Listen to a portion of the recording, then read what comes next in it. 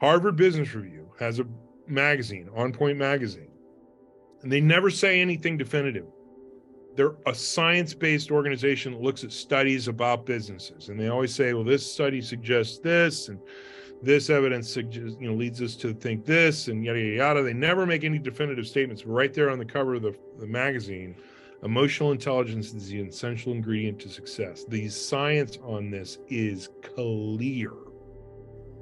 There is absolutely no negative benefit to having a higher emotional intelligence. In fact, you'd be surprised at how much a positive emotional intelligence can affect business in a very positive way. It is twice as important as knowing your job and being intelligent, having emotional intelligence. Let's see if I can get my control back here. Okay, so a few studies that were done. Egon Zehnder did an analysis of 515 executives for emotional intelligence versus IQ and previous experience in their job. And the high emotional intelligence folks were in the highest producing group. They were in the most effective group. Supervising in a manufacturing plant,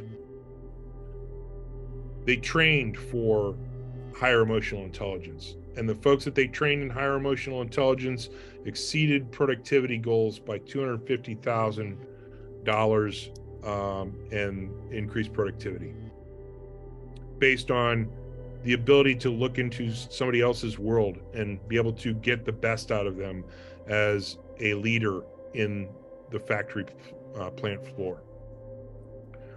L'Oreal did an analysis of sales performance and did a test on their existing sales folks to measure on high IQ or high EQ versus low EQ.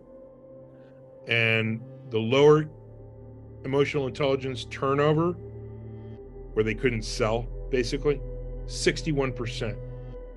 And their high EI turnover was half that. Multinational consulting firm, I won't say this is Deloitte. Profit production from the top half of their EI versus the bottom half of their EI. Their top emotional intelligence testing execs did twice as much business as the lower EI folks. Large beverage company, I will not say this is Coca-Cola.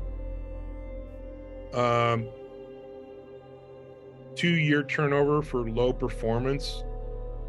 Look at those numbers on low EI. The high EI folks stayed and got the job done.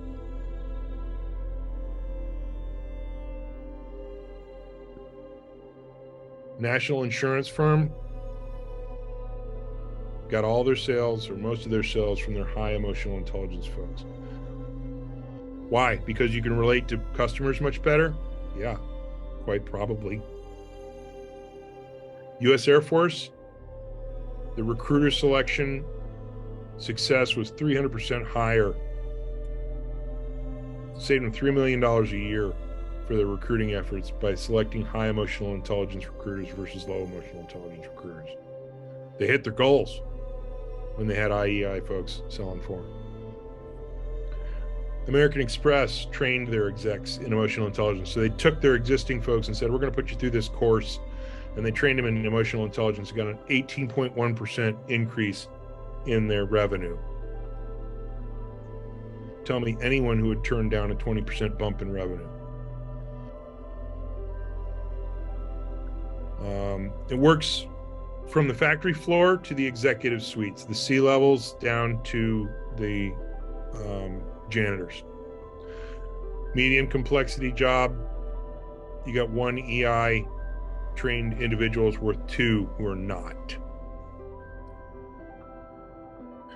Motorola, 93% of their employees who came out of their emotional intelligence course had an increase in productivity. 93% got better at their job after going through an emotional intelligence course in a very technologically savvy company. We're talking engineers, right?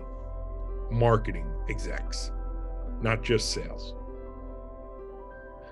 Johnson & Johnson, 358 managers existing. They did some testing, and guess who was on top? The high EI folks were their top earners.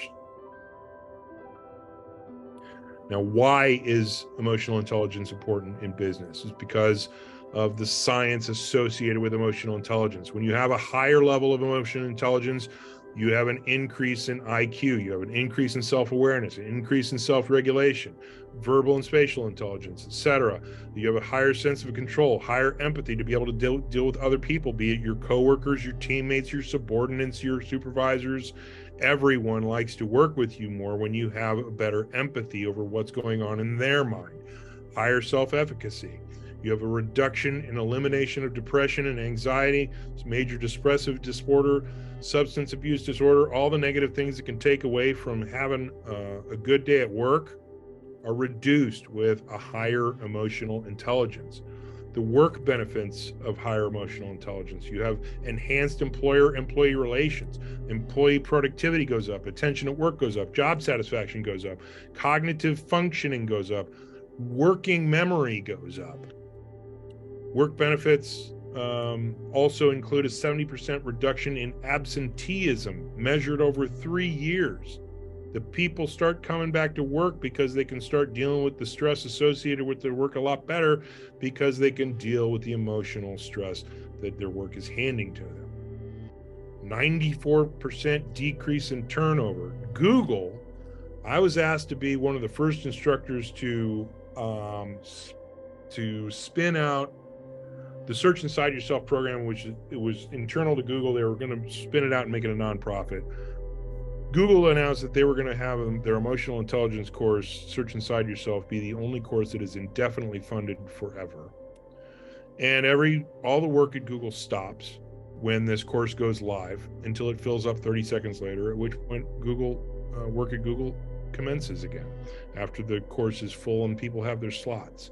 It's the #1 course inside Google, period.